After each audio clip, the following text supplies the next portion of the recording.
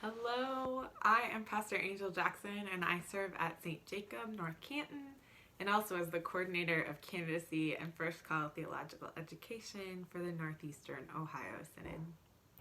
Welcome to Beauty in the Dust, Lenten Reflections on Ordinary Things. This is a devotional for March 29th on the theme Thorns. Today's reading is from Isaiah 27, verses 1 through 6, and I'm reading from the Common English Bible. On that day, the Lord will take a great sword, harsh and mighty, and will punish Leviathan, the fleeing serpent, Leviathan, the writhing serpent, and will kill the dragon that is in the sea. On that day, sing about a delightful vineyard. I, the Lord, am its guardian. Every moment I water it. Night and day I guard it from attack. I'm not angry.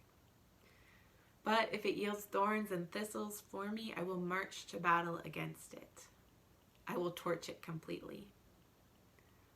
Or let them cling to me for refuge. Let them make peace with me. Let them make peace with me. In coming days, Jacob will take root. Israel will blossom and sprout and fill the whole world with produce.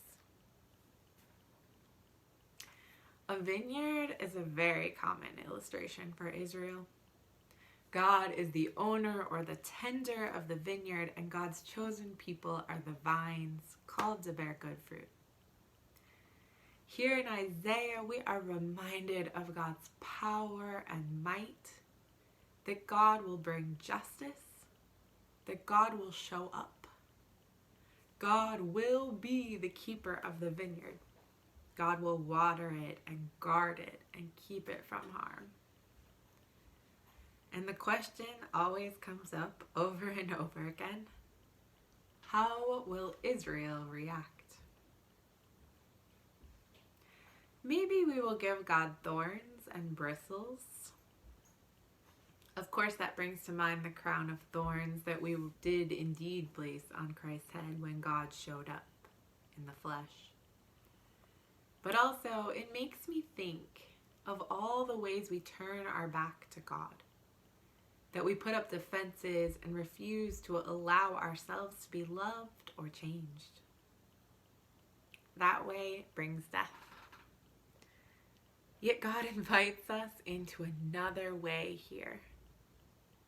Let them cling to me. I'm wondering if you've ever worked with grapevines. Have you ever looked closely at them?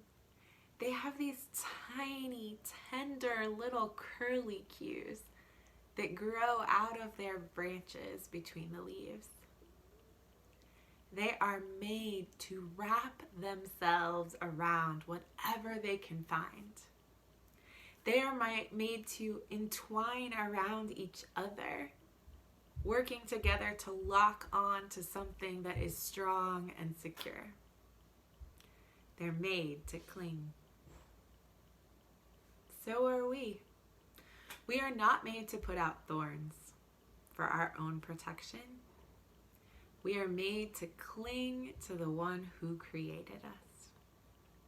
We are made to entwine with each other in ways that pull us closer to God and to the kingdom that God is bringing. And that brings security. And then, through us, God bears fruit. Fruit that is enough to fill the whole world with produce.